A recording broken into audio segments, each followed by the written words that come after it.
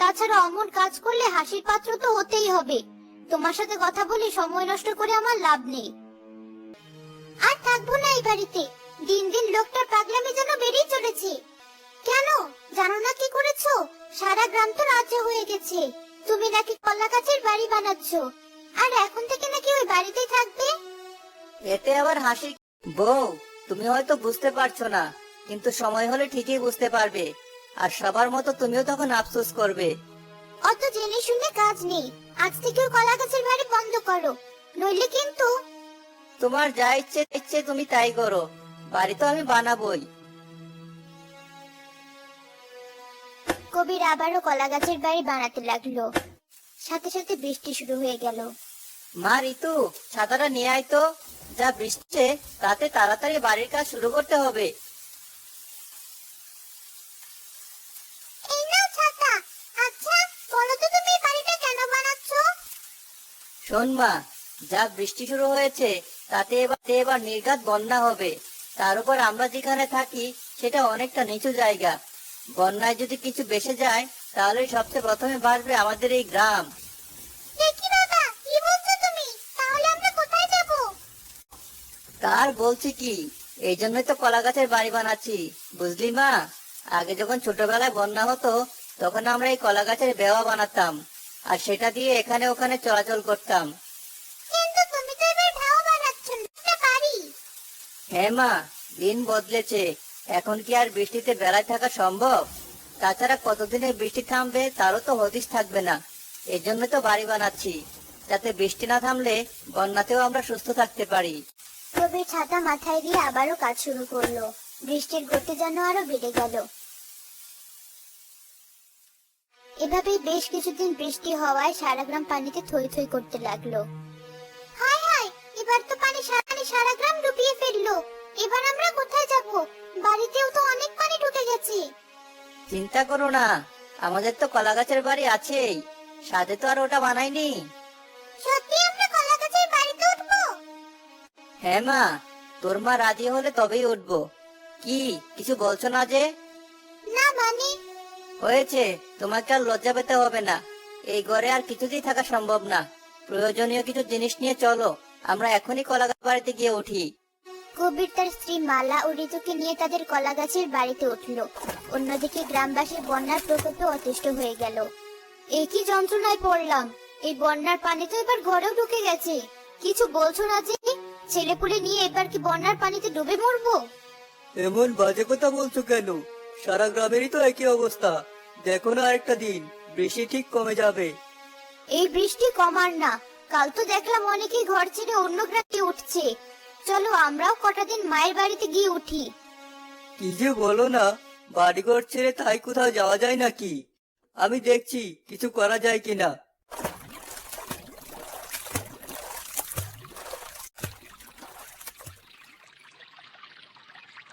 আরে, ওটা আবার কি? দেখে তো মনে হচ্ছে কলা গাছের বাড়ি। তার মানে এটাই কবির ভাইয়ের সেই কলা গাছের বাড়ি। গিয়ে দেখে আসি তো।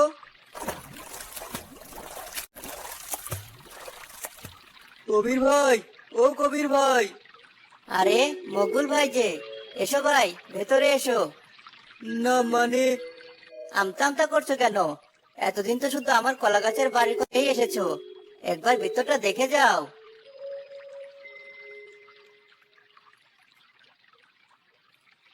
ভেতরটা দেখে মকবুল অনেক চমকে গেল। এই বাবা, এই তো দেখছি পুরোপুরি আসল বাড়ির মতোই। এখানে তো সবাই আছে। হ্যাঁ মকবুল ভাই, ভাগ্যিস আপনার ভাই বুদ্ধি করে বাড়িটা বানিয়েছিল। তাই তো এই বন্যাতেও আমরা বেশ ভালোই আছি। এসেছেন যখন দুপুরের খাওয়াটা খেয়ে যাবেন। আমি রান্না চড়িয়েছি।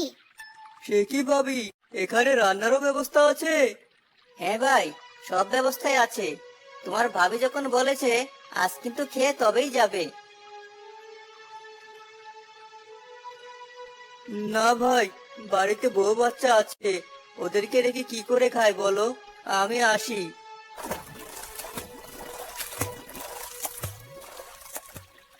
পরদিন হতেই সারা গ্রাম বন্যার পানিতে ডুবে গেল। গ্রামবাসীরা যে যার বাড়ির চাল এলো। কালকে তোমায় কতবার বললাম আমার মায়ের বাড়িতে গিয়ে উঠি, অথচ তুমি কথা শুনলে না। এবার এতটুকু ছেলেকে নিয়ে এই বৃষ্টিতে ঘরের চালে এসে থাকতে হচ্ছে। আমার খুব ভয় করছে মা, মনে হচ্ছে এখনই পানিতে পড়ে যাব। কাঁদিস না বাবা, উপরওয়ালা ঠিক একটা ব্যবস্থা করবে। কি হলো, তুমি এখন চুপ করে বসে আছো কেন? আমি আর কি বলবো, কে জানতো কপালে এই কষ্ট লেখা আছে। এখন উপরওয়ালার কাছে সাহায্য চাওয়া ছাড়া আমাদের হাতে আর কি বা উপায় আছে। মকবুল আর সেলিনা যখন তাদের ঘরের চালে দাঁড়িয়ে ছিল, তখনই কবিরের কলা গাছের বাড়ি ভাসতে ভাসতে সেদিকে আসলো। মকবুল ভাই, ওখানে দাঁড়িয়ে আছো কেন? তাড়াতাড়ি সবাইকে নিয়ে এদিকে এসো। দেখছো তো, উপরওয়ালা ঠিক শুনেছেন, তাই তো কবির ভাইকে পাঠিয়েছেন। চলো, ছেলেটাকে নিয়ে আমরা কবির ভাইয়ের কলা গাছের বাড়িতে গিয়ে উঠি। কিন্তু আর কিন্তু করো না, এছাড়া আমাদের কাছে আর কোনো উপায় নেই।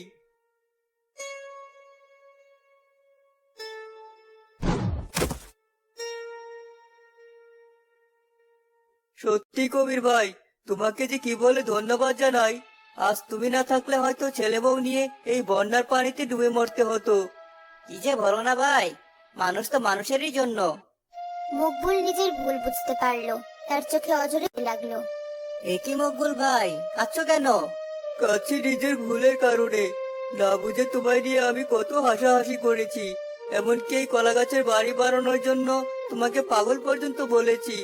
অথচ আজ তোমার আর তোমার এই কলা গাছের বাড়ি আমাদেরকে বাঁচালো। আমায় তুমি ক্ষমা করে দাও ভাই। মালা ভাবি, তুমিও আমাকে ক্ষমা করে দাও। সেদিন না বুঝে আমিও তোমাকে নিয়ে উপহাস করেছি। আজ আবার এসব কথা কেন? তাছাড়া আমি তো কিছু করিনি তোমাদের কথায়। শোনো মকবুল ভাই, আমি যা করেছি বুঝে শুনেই করেছি। আমাদের উচিত ভবিষ্যৎ আসার আগে ভবিষ্যতের বিপদ নিয়ে ভাবা, আর তা থেকে বাঁচার উপায়ও আগে থেকে তৈরি করে রাখা। সেলিনা ভাবি, আমিও তো নিজের স্বামীর কারণে কতবার লজ্জিত হয়েছি, কিন্তু আজ বুঝতে পারছি সে যা করেছে তা সবই আমাদের ভালোর জন্যই করেছে। শুধু তোমাদের জন্য না, আমি গ্রামের সবার ভালোর জন্য এটা করেছি।